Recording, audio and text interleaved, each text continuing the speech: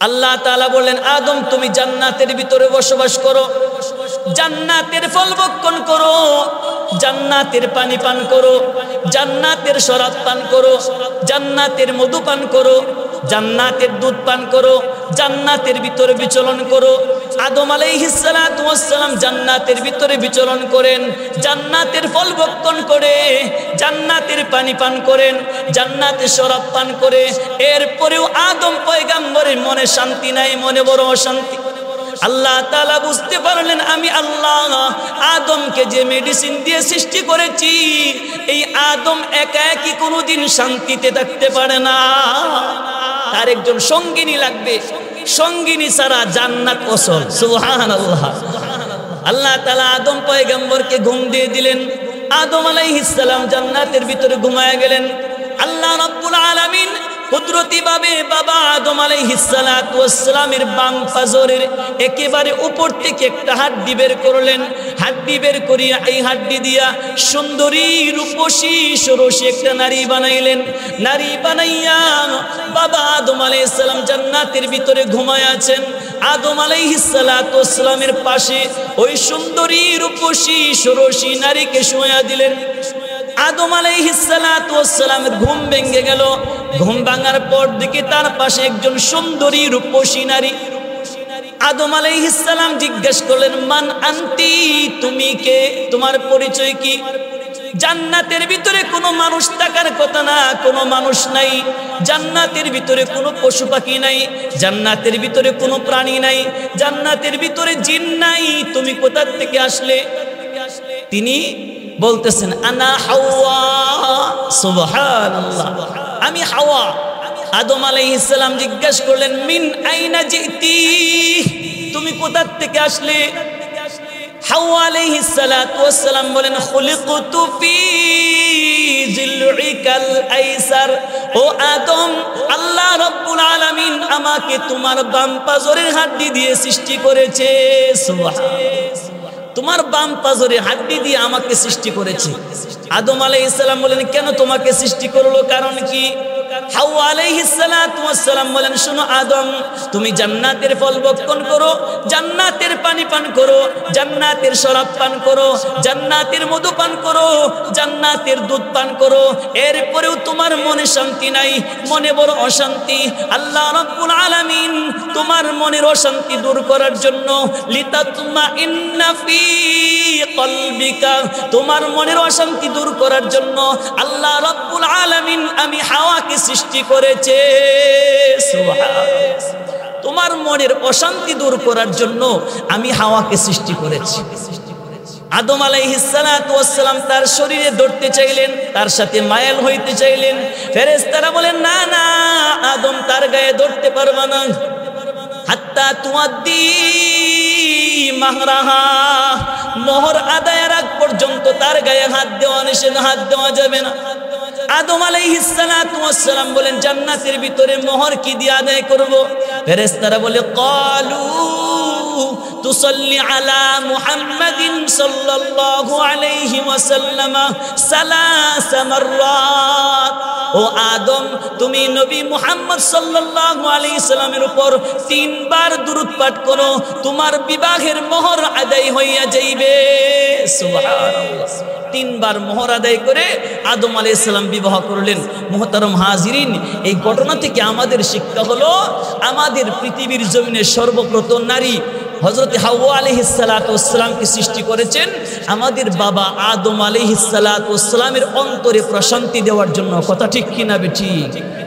প্রশ্ন হলো, হুজুর আমাদের মা বোনদেরকে আল্লাহ কেন বানাইলেন? আল্লাহ তাআলা বলেন, ওয়া মিন আয়াতিহি আন খালাকা লাকুম মিন আনফুসিকুম আজওয়াজান লিতাসকুনু ইলাইহা। আল্লাহ বলেন, ওয়া মিন আয়াতিহি, ও আমার বান্দা বান্দিরা, আমি আল্লাহর পরিচয়ের জন্য পৃথিবী সৃষ্টি করেছি, আসমান জমিন সৃষ্টি করেছি। এই সবগুলো আমি আল্লাহর নিদর্শন। এর মধ্যে একটা নিদর্শন হলো আমি আল্লাহ তোমাদের থেকেই তোমাদের সঙ্গিনীকে সৃষ্টি করেছি। সুবহানাল্লাহ, তোমাদের থেকেই তোমাদের সঙ্গিনী। এর 2টা ব্যাখ্যা। একটা হলো তোমাদের বাবা আদম থেকে তোমাদের মা হাওয়াকে সৃষ্টি করেছি। 2 নম্বর ব্যাখ্যা হলো তোমাদের থেকেই তোমাদের স্ত্রীদেরকে সৃষ্টি করেছি। সুবহানাল্লাহ। আল্লাহ কেন সৃষ্টি করলেন? আল্লাহ তাআলা বলেন লিতাসকুনু ইলাইহা, ও আমার বান্দারা সারাদিন খেতে কামারে কাজ করবা, সারাদিন গাড়ি চালাইবা, সারাদিন ঠেলা চালাইবা, সারাদিন তুমি ডাক্তারি করবা, তোমার কষ্ট হবে, মনের মধ্যে বড় কষ্ট হবে। তুমি ঘরে যখন যাইবা তোমার বিবি সাহেবকে যায় দেখবা, তোমার সমস্ত কষ্ট দূরীভূত হইয়া যাইবে। তোমার সমস্ত টেনশন কষ্ট দূর করার জন্য লিতাসকুনু ইলাইহা, তোমার মনের প্রশান্তির জন্য তোমাদের থেকেই তোমাদের স্ত্রীকে সৃষ্টি করেছি। সুবহানাল্লাহ। মুহতারাম হাজিরিন, এখানে আমার একটা প্রশ্ন। আল্লাহ রাব্বুল আলামিন আসমান বানাইছেন, কোন আসমান স্বর্ণ দিয়া, কোন আসমান হীরা মুক্তা দিয়া, কোন আসমান রূপা দিয়া, কোন আসমান তামা দিয়া, কোন আসমান মাটি দিয়া, কোন আসমান আল্লাহ বানাইছেন লোহা দিয়া। আল্লাহ তাআলা আসমান বানাইলেন স্বর্ণ দিয়া, স্বর্ণের অভাব হলো না। আল্লাহ তাআলা আসমান বানাইলেন রূপা দিয়া, রূপার অভাব হলো না। আল্লাহ আমাদের স্ত্রীদেরকে বানাইবেন মাটি দিয়া, মাটির অভাব হয়েছিল। স্বামী থেকে আল্লাহ তাআলা হাওলাত করে কেন স্ত্রী বানাইলেন? প্রশ্ন জাগে কিনা জাগে না? এই প্রশ্নের উত্তরে মুফাসসিরিন ইকরাম বলেছেন আল্লাহ রাব্বুল আলামিন পুরুষের থেকেই নারী বানানোর কারণ হলো দুইটা জাতিকে দুইটা শিক্ষা দেওয়া। পুরুষ জাতিকে শিক্ষা দিয়েছেন, হে পৃথিবীর পুরুষেরা, আমি আল্লাহ তোমাদের থেকেই তোমাদের স্ত্রী সৃষ্টি করেছি। কেন? তোমার দেহের অঙ্গ প্রত্যঙ্গ যেমন তোমার কাছে আপন, তুমি কোনোদিন তোমার দেহের অঙ্গ প্রত্যঙ্গের সাথে দুশ্মনী করো না, ঠিক তেমনি ভাবে তোমার স্ত্রীও তোমার কাছে আপন, তুমি স্ত্রীর সাথে বিরোধিতা করার কথা না।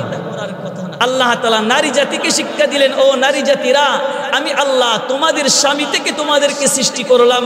দুনিয়ার সব পুরুষের সাথে বেড়াগিরি করা যাবে, তোমার স্বামীর সাথে বেড়াগিরি করা যাবে না। কেন? তোমার স্বামীর প্রতি তুমি ঋণী, তোমার স্বামীর অংশ দিয়ে তোমাকে সৃষ্টি করেছি। এবার আল্লাহ তাআলা বলেন ওয়াজআলা বাইনাকুম মাওয়াদ্দাতাও ওয়া রাহমা, আমি আল্লাহ স্বামী স্ত্রী সৃষ্টি করে শুধু শেষ করি নাই, স্বামী স্ত্রীর মধ্যে 2 প্রকার ভালোবাসা দিয়েছি। এক প্রকার ভালোবাসার নাম হলো মাওয়াদ্দা, আরেক প্রকার ভালোবাসার নাম হলো রহমা। মাওয়াদ্দা এমন ভালোবাসা যা যৌবনের কারণে একজন আরেকজনকে ভালোবাসে, স্বামী স্ত্রীকে ভালোবাসে যৌবনের কারণে। আরেক প্রকার ভালোবাসা হলো যখন যৌবন শেষ হয়ে যায়, মুরব্বী দাদা দাদিকে ভালোবাসে, নানা নানিকে ভালোবাসে, এই ভালোবাসাকে বলা হয় রহমা। আমি আল্লাহ 2 প্রকার ভালোবাসা স্বামী স্ত্রীর মধ্যে সৃষ্টি করে দিয়েছি। সুবহানাল্লাহ। তাহলে আমাদের মা বোনদেরকে আল্লাহ তাআলা সৃষ্টি করেছেন আমাদের অন্তরে প্রশান্তি দেওয়ার জন্য। কথা ঠিক কিনা ঠিক? আল্লাহ তাআলা বলেন নারী 2 প্রকার। এক প্রকার নারী যারা স্বামীর আদেশ পালন করে, স্বামীর অন্তরে প্রশান্তি দেয়, এদেরকে বলা হয় সালিহাত। আল্লাহ বলেন ফাসসালিহাতু কানিতাতুন হাফিজাতুল লিল গায়বি বিমা হাফিজাল্লাহ। ও বিশ্বের মানব জাতি, একজন সতী নারী, একজন নেককার নারী, আল্লাহ তাআলা বলেন ওই নেককার নারীর কোয়ালিটি হলো কানিতাতুন, সে আনুগত্যশীল হবে। 1 নাম্বার আল্লাহর আনুগত্য করবে, 2 নাম্বার স্বামীর আনুগত্য করবে। হাফিজাতুল লিল গায়বি বিমা হাফিজাল্লাহ, সংরক্ষণকারিণী হবে, আল্লাহর বিধিবিধানগুলো সংরক্ষণ করবে, তার স্বামীর পাওনাগুলো সংরক্ষণ করবে, স্বামীর সন্তানের হেফাজত করবে, স্বামীর সম্পদের হেফাজত করবে। স্বামীর সম্পদের মধ্যে সবচেয়ে বড় সম্পদ হলো নিজের 3.5 দেহ। 3.5 দেহ স্বামীর জন্য সংরক্ষণ করিবে, হেফাজতকারী হবে। আল্লাহ রাসূল সাল্লাল্লাহু আলাইহি ওয়াসাল্লাম হাদিসে পাকে ইরশাদ করেছেন আল আদামিয়াতু আফজালু মিন হুরিন ঈন বিসাব'i আলফি দি'ফিন। আল্লাহ নবী বলেন একজন নেককার মহিলা 70,000 জান্নাতি হুরের চেয়েও শ্রেষ্ঠ। একজন নেককার মহিলা 70,000 জান্নাতি হুরের চেয়েও শ্রেষ্ঠ। সুবহানাল্লাহ। এগুলো হলো নেকি সতী নারী। আল্লাহ তাআলা পরের অংশে বলেন তোমরা যদি তোমাদের অসতী নারীকে ভয় করো। কিছু মহিলা আছে না অসতী, স্বামীর কথা শোনে না, স্বামী যদি বলে এদিকে যাও ওদিকে যায়, আছে কিনা নাই? ভাই বর্তমানে আমরা যদি এখানে প্রকাশ না করি আমরা কিন্তু সবাই বিপদে আছি। কথা ঠিক কিনা ঠিক? আল্লাহ তাআলা কুরআনুল কারীমে বলছেন যে তোমার স্ত্রী যদি অসতী হয়ে যায়, নশোজা হয়ে যায়, তাহলে তুমি কয়েকটা করণীয় করবা, 3টা মিশন চালু করবা।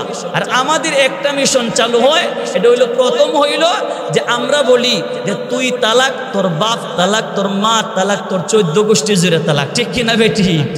তার স্ত্রীকেও তালাক দেয়, তার শাশুড়িকেও তালাক দেয়, শ্বশুরকেও তালাক দেয়, 14 গোষ্ঠী জুড়ে তালাক। এটা ঠিক না। আল্লাহ তাআলা বলছেন তোমার স্বামী স্ত্রীর মধ্যে ঝগড়া বিবাদ হবেই, করণীয় কি? আল্লাহ বলেন ফাইজুহুন্না। ও পৃথিবীবাসী, আমার মানব জাতি শোনো, স্বামী স্ত্রীর মধ্যে যখন ঝগড়া হবে তখন তোমাদের 1 নম্বরে করণীয় হলো ফাইজুহুন্না। তুমি তোমার স্ত্রীকে ওয়াজ করো, তুমি তোমার স্ত্রীকে নসিহত করো, ওয়াজ করো, নসিহত করো। কি নসিহত করবে? আল্লাহ রাসূল হাদিসে পাকে ইরশাদ করেছেন, ক্বালান নবী সাল্লাল্লাহু আলাইহি ওয়াসাল্লাম সালাসাতুন লা ইউকবালু লাহুম সালাতুন ওয়া লা তুসআদু লাহুম হাসানাতুন। আল্লাহর হাবিব বলেন পৃথিবীর জমিনে এমন 3 প্রকার ব্যক্তি আছে, এমন 3 প্রকার মানুষ আছে যাদের নামাজ আল্লাহ কবুল করে না, যাদের রোজা আল্লাহ কবুল করে না, যাদের কোনো নেকি আল্লাহর আসমানে ওঠে না। এদের নামাজও কবুল হয় না, এদের কোনো নেকি আসমানে ওঠে না। 1 নাম্বার, আল্লাহ আব্দুল আবিক হাত্তা ইয়ারজিআ ইলা মাওয়ালি ফায়াদউ ইয়াদাহু ফি আইদিহিম। আল্লাহর হাবিব বলেন 1 নাম্বার ওই বাগরা গোলাম, যে গোলাম তার মালিক থেকে পলায়ন করে চলে গেছে, যতক্ষণ পর্যন্ত মালিকের হাতে ধরা দিবে না ওই বাগরা গোলামের কোনো নামাজ আল্লাহ কবুল করবে না, ওই বাগরা গোলামের কোনো নেকি আল্লাহর আসমানে উঠবে না। 2 নাম্বার, ওয়াল মারআতু সাকিতু আলাইহা যাওজুহা। ওই নারী, যে নারীর প্রতি তার স্বামী নারাজ, তার স্বামী রাগ, ওই নারীর কোনো নামাজ আল্লাহ কবুল করবেন না, ওই নারীর তাহাজ্জুদ কবুল হবে না, ওই নারীর ইশরাক কবুল হবে না, ওই নারীর চাষতের নামাজ কবুল হবে না, ওই নারীর কোরআনের তেলাওয়াত আসমানে ওঠে না, ওই নারীর জিকিরের নেকি আসমানে ওঠে না, ওই নারীর কোনো নেকি আল্লাহর আসমানে ওঠে না। স্বামী নারাজ, এই নারীর কোনো নেকি আল্লাহ তাআলা কবুল করেন না। 3 নাম্বার, ওয়াসাকরানু হাত্তা ইয়াসহুয়া। ওই নেশাগ্রস্ত ব্যক্তি, যে নেশাগ্রস্ত ব্যক্তির নামাজ আল্লাহ কবুল করেন না, তার কোনো ইবাদত আল্লাহর আসমানে ওঠে না। এই নসিহত আপনার স্ত্রীকে আপনি শোনায় দিবেন। আরেকটা নসিহত, এক ঘটনা হাদিস শরীফে রাসূল সাল্লাল্লাহু আলাইহি ওয়াসাল্লাম থেকে হাদিস।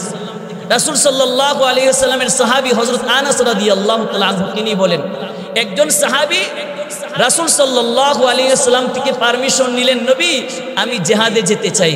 নবী তাকে জিহাদে যাওয়ার পারমিশন দিলেন। এবার তার স্ত্রীকে যায় বলতেছেন, ওই সাহাবীর ঘর 2 তলা বিশিষ্ট ঘর। সাহাবী যায় তার স্ত্রীকে বলতেছেন, আমার প্রাণের স্ত্রী, লা তানজিলি ফাওকা বাইতি, তুমি নিচতলায় নামবা না, আমার ওসিয়ত। নিচতলায় যাবা না, উপরের তলায় থাকবা, এটা আমার ওসিয়ত। কারণ কি? নিচতলায় ওই ব্যক্তির শ্বশুর অর্থাৎ তার স্ত্রীর বাবা বসবাস করে। তো এই মুজাহিদ সাহাবী জিহাদের ময়দানে চলে গেলেন, স্ত্রীকে ওসিয়ত করলেন তুমি নিচতলায় যাইবা না। এবার ওই মুজাহিদ সাহাবী জিহাদে চলে যাওয়ার পরে তার স্ত্রী হুজুর সাল্লাল্লাহু আলাইহি ওয়াসাল্লামের কাছে চিঠি লিখেছেন, নবীজি আমার বাবা নিচতলায় অসুস্থ, আমার স্বামী জিহাদে যাওয়ার সময় ওসিয়ত করেছিল আমি যাতে নিচতলায় না যাই, আমার বাবার খেদমত করার জন্য আমি নিচতলায় যাইতে পারি কিনা। আল্লাহ রাসূল সাল্লাল্লাহু আলাইহি ওয়াসাল্লাম বলেন, ইত্তাকিল্লাহ ওয়া আতিঈ যাওজাকি। ও মহিলা, তুমি আল্লাহকে ভয় করো, তোমার স্বামীর ওসিয়ত পালন করো।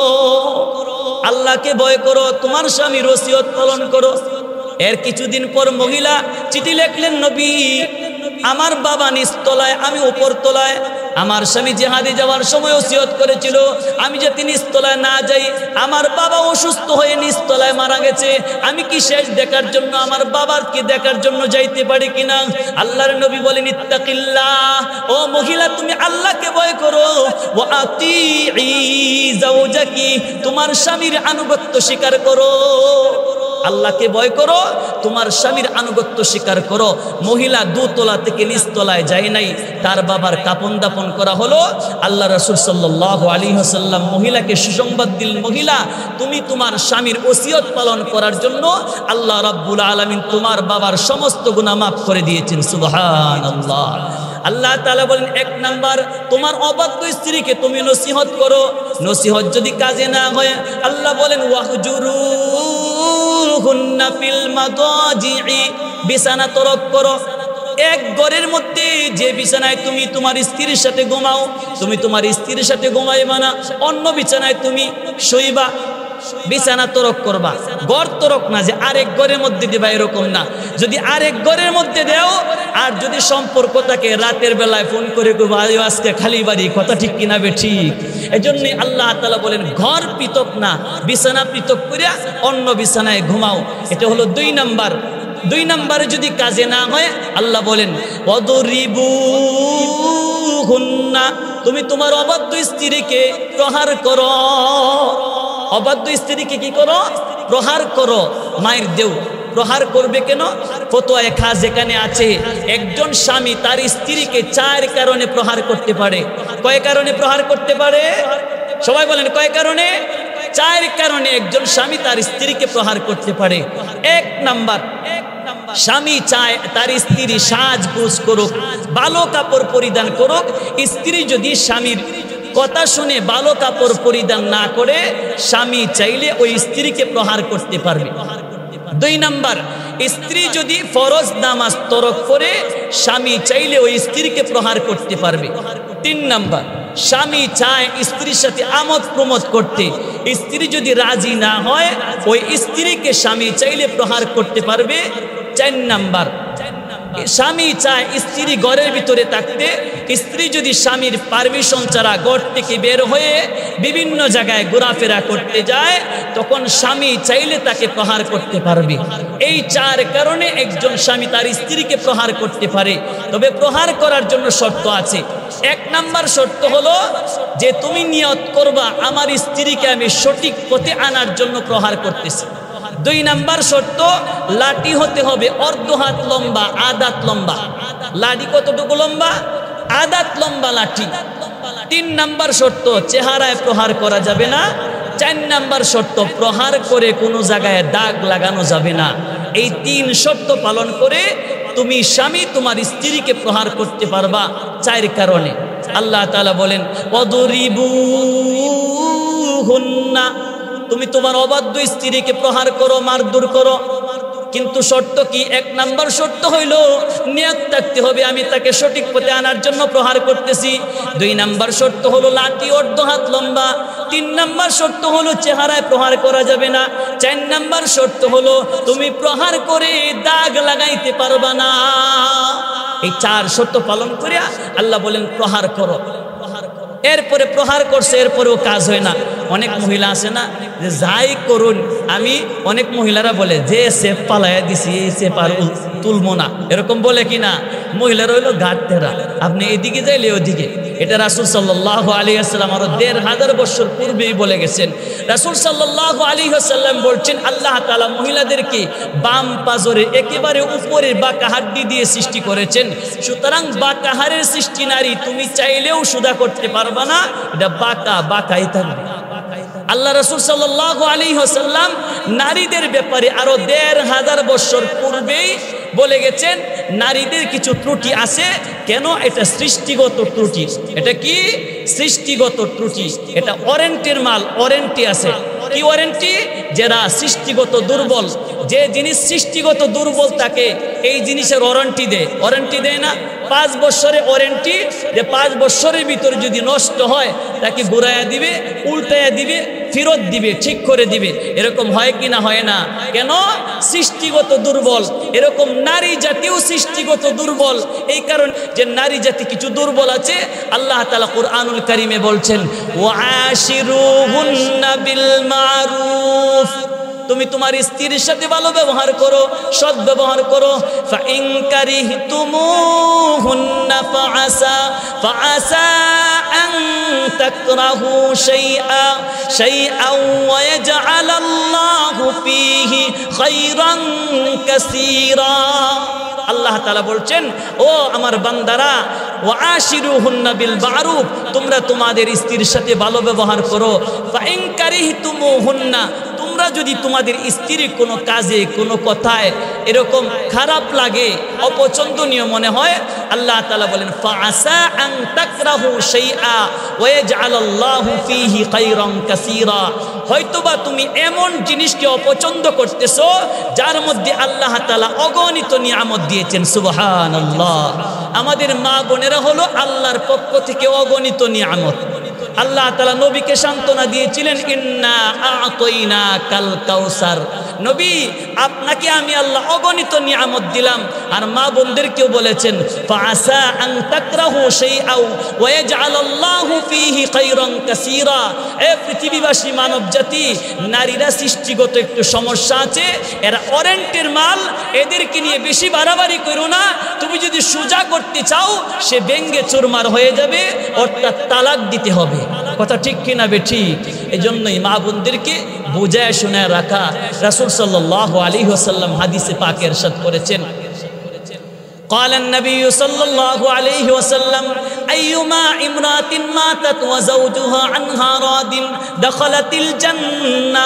আল্লাহর হাবিব বলেন, কোন মহিলা যদি এই অবস্থায় মারা যায়, মারা যাওয়ার সময় তার স্বামী তার প্রতি রাজি, তার স্বামী তার প্রতি খুশি, আল্লাহর নবী বলেন এই মহিলা মৃত্যুবরণ করতে দেরি হবে, জান্নাতে প্রবেশ করতে দেরি হবে না। মৃত্যুর সময় তার স্বামী তার প্রতি রাজি, খুশি। হযরত ঈসা আলাইহিস সালাতু ওয়াস সালামের জামানায় একজন নওজোয়ান যুবক বিবাহ করেছে সুন্দরী রূপসী একজন মহিলা। হঠাৎ করে তার এই মহিলা স্ত্রী মারা গেছে। তার এই স্ত্রীর ব্যথায় সে ব্যথিত হয়ে কবরের পাশে দাঁড়ায় কান্নাকাটি করে। এভাবে প্রায় অনেক দিন পর্যন্ত কান্নাকাটি করেছে। আর একদিন হযরত ঈসা আলাইহিস সালাতু ওয়াস সালাম রাস্তার এই পাশ দিয়ে হাঁটিয়া যায়। ঈসা আলাইহিস সালাতু ওয়াস সালামের মুজিজা ছিল, তিনি জীবিত মানুষ, মৃত মানুষকে জীবিত করে কথা বলতে পারতেন।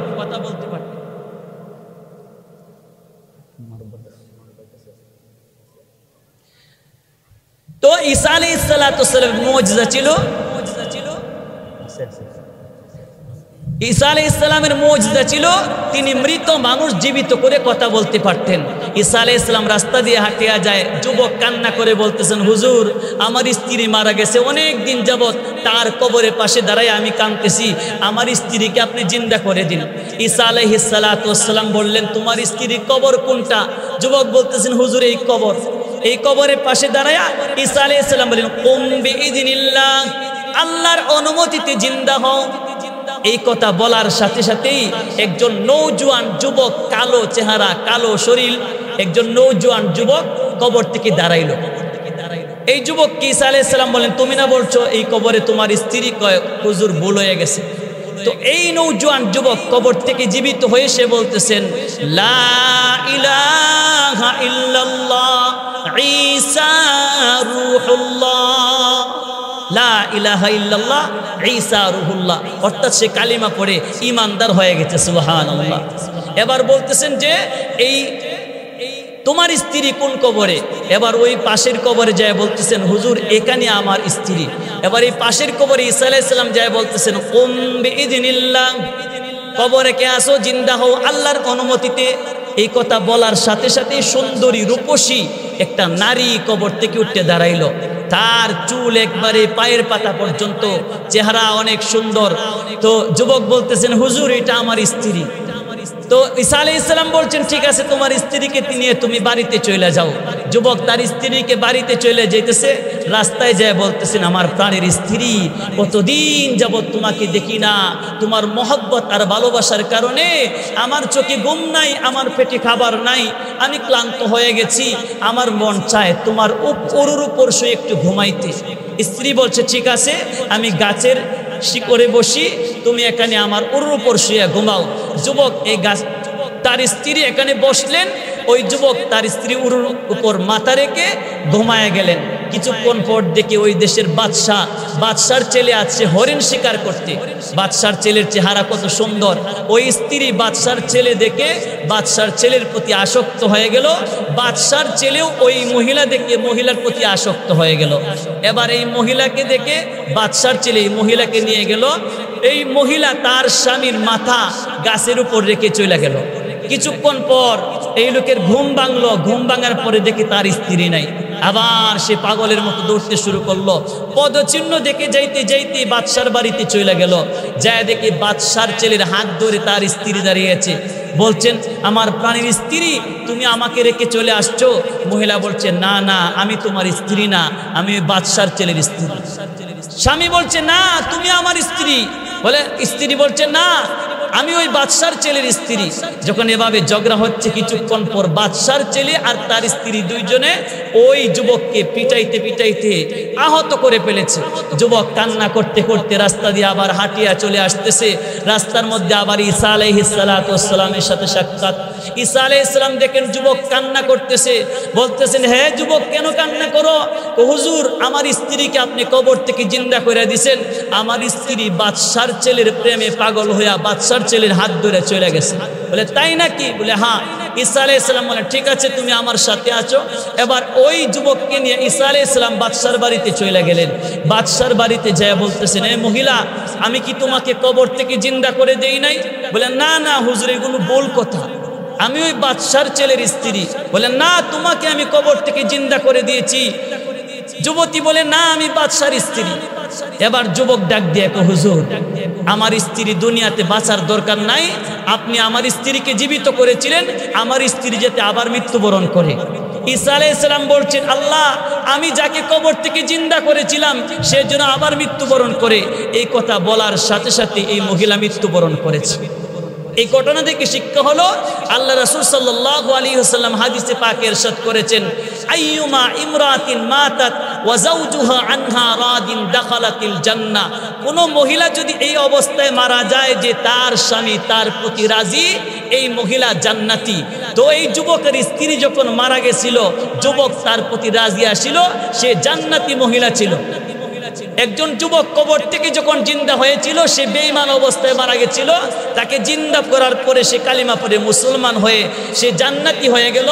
চিরস্থায়ী জাহান্নামী যুবক কালিমা পড়ে জান্নাতি হয়ে গেল।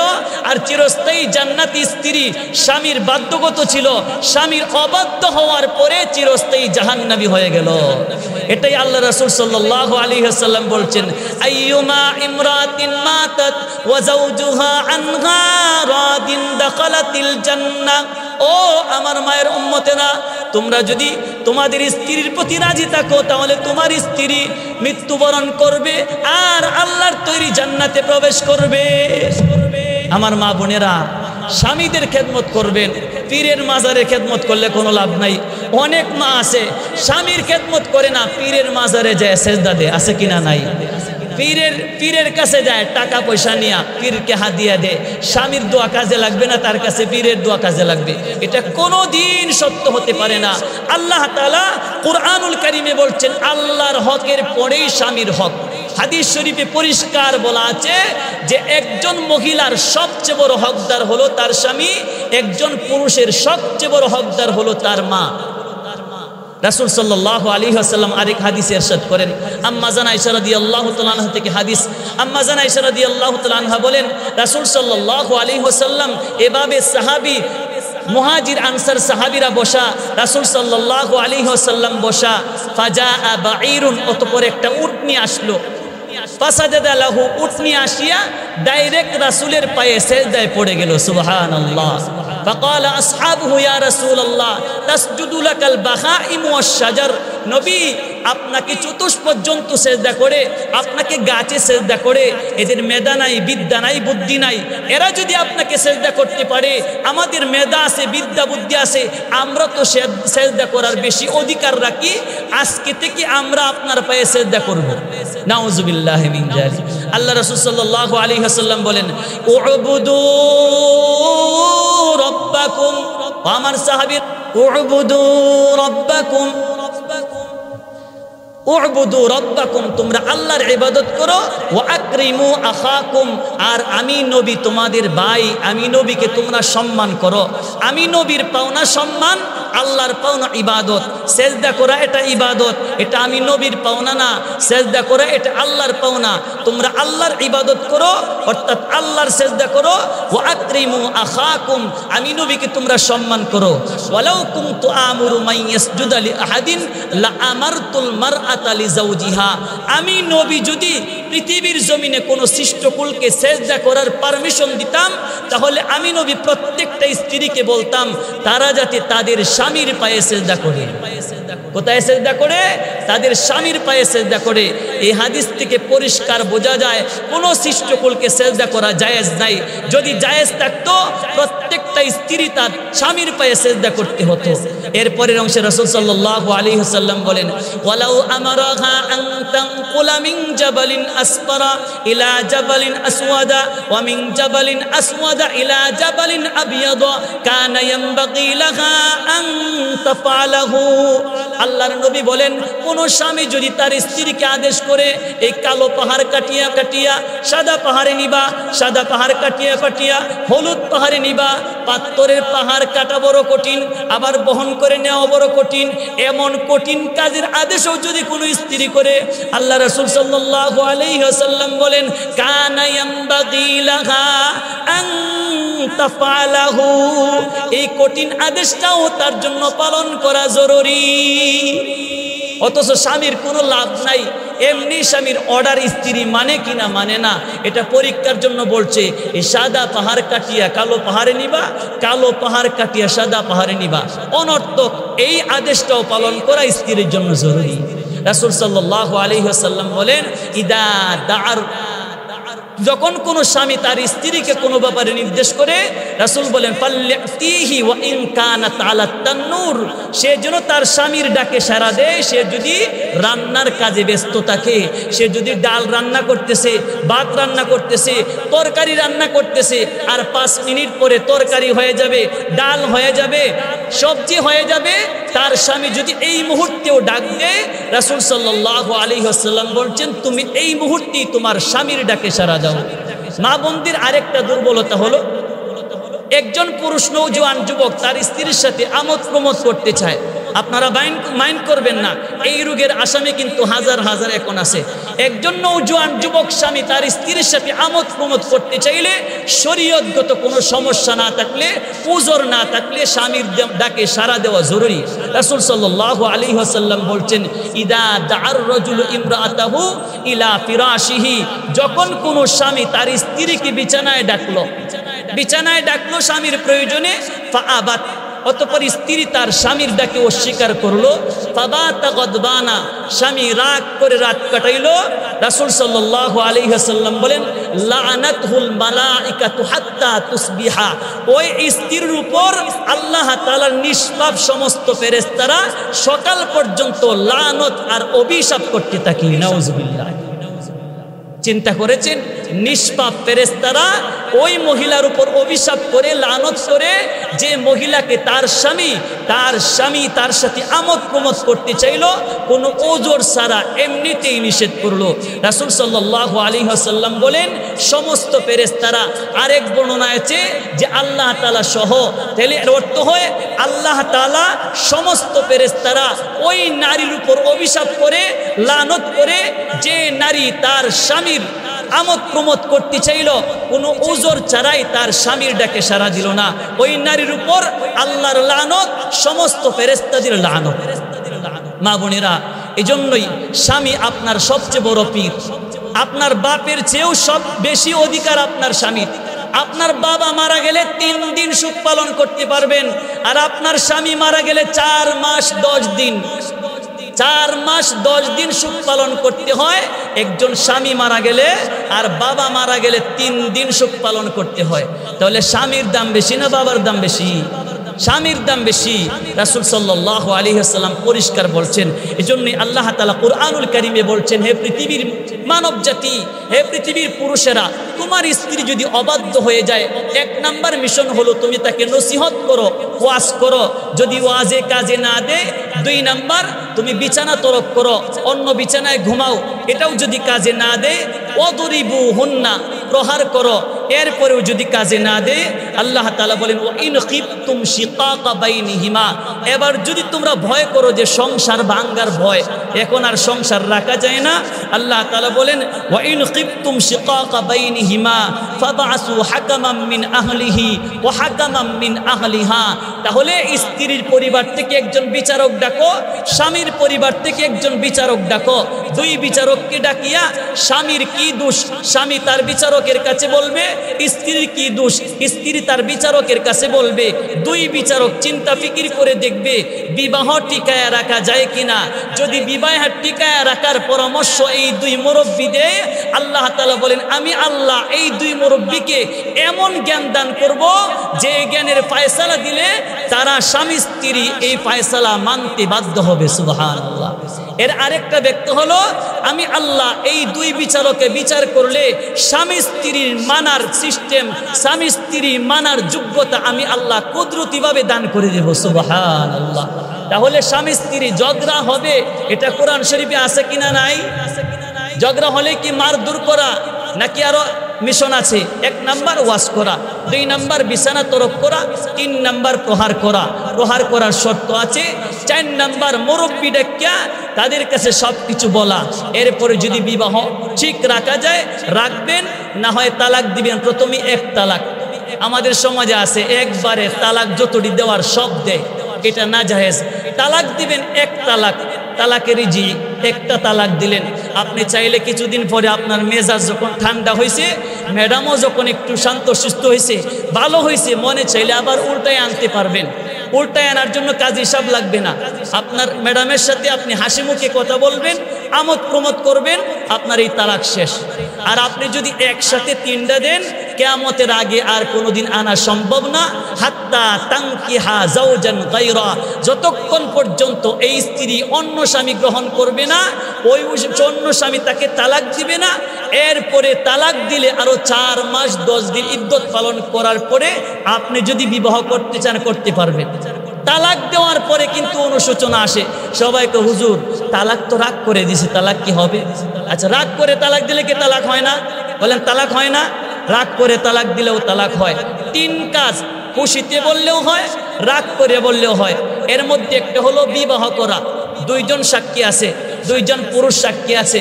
একজন নওজোয়ান যুবক একজন মহিলাকে বলল আমি তোমাকে বিবাহ করতে চাই। মহিলা যদি বলে আলহামদুলিল্লাহ কবুল, বিবাহ হয়ে যাবে। এর মধ্যে কোনো ফাইজলামি নাই।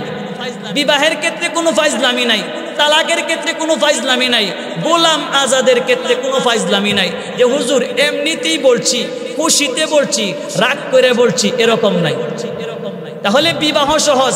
এজন্যই অনেক দাদা নাতি নিয়ে যায়, আরেক দাদায় কয় এই সুন্দরী তো খুব বড় হয়েছে, আমারে দিয়া লাও। কয় নেন গা। এনে যদি পুরুষ থাকে এভাবে বিবাহ হয়ে যায়। আমাদের এক উস্তাদ, আমি যে মাদ্রাসায় পড়ছি এই মাদ্রাসায় একদিন মাসালা বুঝাইতেছে একজন উস্তাদ ছাত্রদেরকে যে ধরো আমার মেয়ে অমুকের কাছে বিবাহ দিলাম, এক ছাত্র অমুকের কাছে বিবাহ দিলাম। হে কয় আলহামদুলিল্লাহ হুজুর আমি কবুল করলাম। ছাত্র বেজাল্লে ছাত্র আর কি কয় হুজুর আলহামদুলিল্লাহ আমি কবুল করলাম।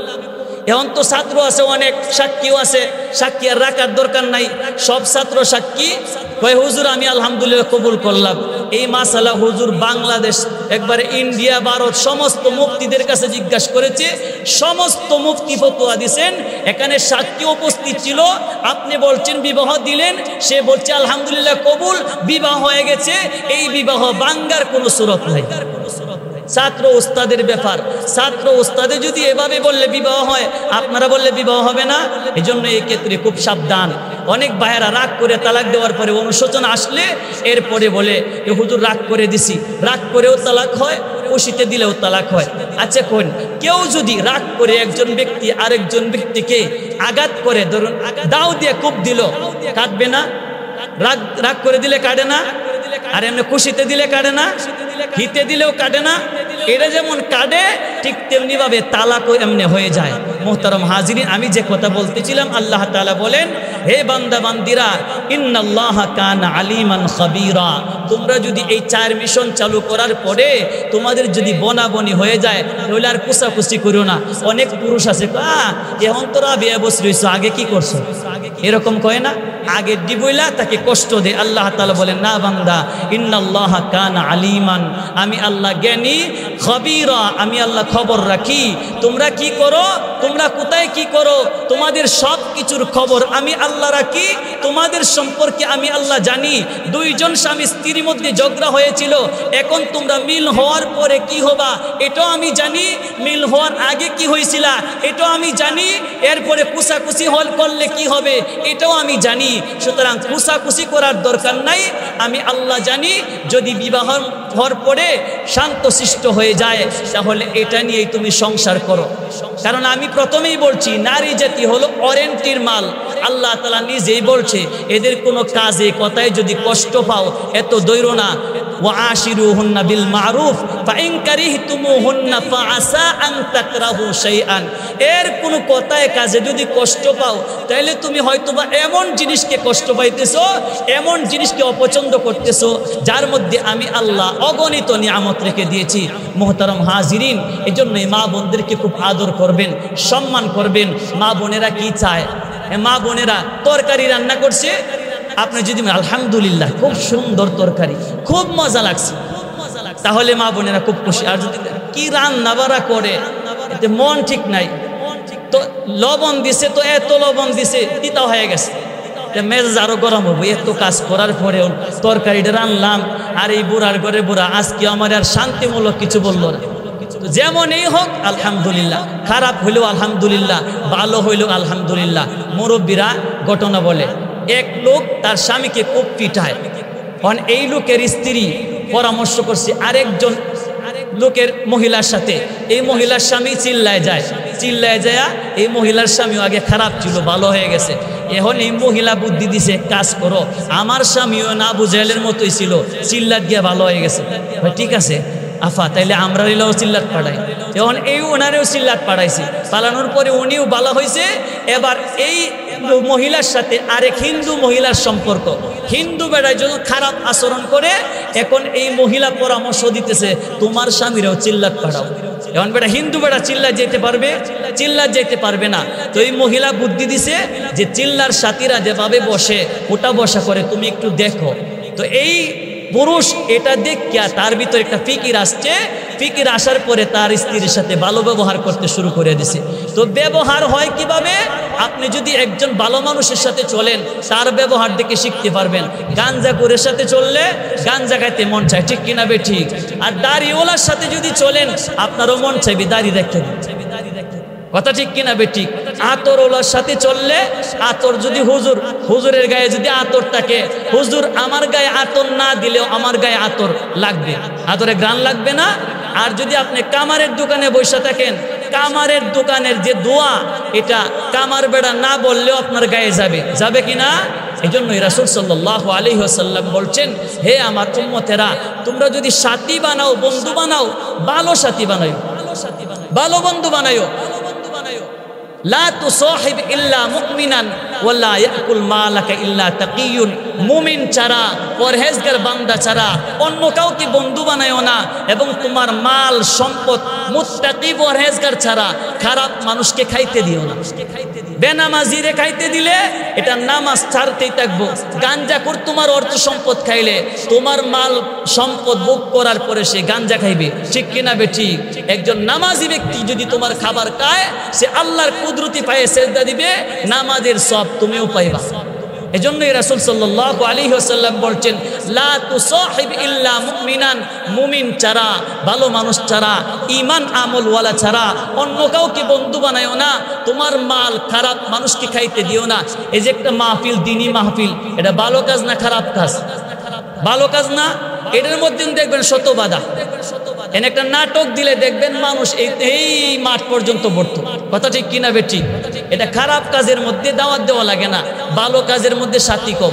অথচ আল্লাহ তাআলা কোরআন শরীফে বলছে ওয়া তাআওয়ানু আলাল বিররি ওয়াত তাকওয়া, তোমরা নেকের কাজে সবের কাজে তোমরা একে অপরকে সাহায্য সহযোগিতা করো। ওয়ালা তাআওয়ানু আলাল ইসমি ওয়াল উদওয়ান, গুনার কাজে আল্লাহর অবাধ্যতার কাজের মধ্যে তোমরা একে অপরকে সাহায্য করো না। অথচ মুসলমানরাই নাটক দিলে হাজার হাজার টাকা ওঠে, আর মুসলমানরাই মাহফিল দিলে 50,000 টাকা উঠলে এরপরে ওইটার মধ্যে 50 টাকা দিয়ে ভাই কয়েকদিন পরে পরে ওয়াজ বলে কিনা বলে না, আর কত ওয়াজ শুনতাম। অথচ আমি প্রথমেই ভূমিকায় বলছি আল্লাহ তাআলা 6166 আয়াতে ওয়াজ করেছেন, বিধান দিয়েছেন মাত্র 500 আয়াতে। 500 আয়াতের বিধানের একটা হলো নামাজ পড়া প্রতিদিন 5 বার। এক বিধানের 500 আয়াতের এক ভাগের যদি 5 বার নামাজ পড়া লাগে তাহলে ওয়াজ প্রতিদিন কয় ঘন্টা শোনা লাগে? 6166 আয়াতের ওয়াজ কয় ঘন্টা করা লাগে? কমাস কম 5-6-7 ঘন্টা, ঠিক কিনা বে ঠিক? কারণ 500 আয়াতের বিধানের একটা বিধান হলো নামাজ পড়া প্রতিদিন 5 বার, নিম্নে 1 ঘন্টা। যদি 500 আয়াতের বিধানের 1 ঘন্টা দিতে হয় 6166 আয়াতের ওয়াজ ভাগে কমাস কম, যদি কম হয় তারপরেও 6 ঘন্টা ওয়াজ করা লাগে। প্রতিদিন 6 ঘন্টা ওয়াজ করবে বক্তায়, আর আপনারা 6 ঘন্টা ওয়াজ শোনা লাগে। এরপর ওই ব্যক্তি কি কয়, আরে হুজুর আর কত টাকা দিতাম, ওয়াজের মধ্যে আর কত দিমু, হুজুরা নিয়ে কি করে বলে কি না? অথচ গানের সময় বলে না অমুক নায়িকা কোন সময় আসবো বলে কি না? মুরব্বীরাও এই গানের মধ্যে শরীক হয়। কেন? ঈমান না থাকার কারণে, ঈমান দুর্বল হওয়ার কারণে। মোহতারাম হাজিরিন, এই কোরআনের মাহফিল এটা সাধারণ কোনো মাহফিল না। আমি একটা কথা অনেক সময় বলি যে মুরব্বী বাবারা ওয়াজ শুনতেছে একবারে 20 বছর থেকে 80 বছর পর্যন্ত ওয়াজ শুনতেছে। অনেক মুরব্বী এখনো বিড়ি খাওয়া বন্ধ হয়েছে না, আছে কিনা? নাই, এখনো বিড়ি খায়। এই 80 বছর ওয়াজ শুনে এখনো বিড়ি খায়, এখনো তার বিড়ি খাওয়া সরছে না। আগে অনেকেই গাঞ্জা খাইতো, এখন গাঞ্জা খাওয়া বাদ দিয়ে এখন মদ খায়, আছে কিনা? নাই। তাহলে এই লাইনে আগাইছে, ওয়াজের লাইনে আগায় না কেন? আল্লাহ তাআলা কুরআনুল কারীমে বলছেন, বান্দা ওয়াজ শুধু এভাবে শুনলেই হবে না, ফাবাশশির ইবাদ আল্লাযীনা ইসতামিউনাল কওলা।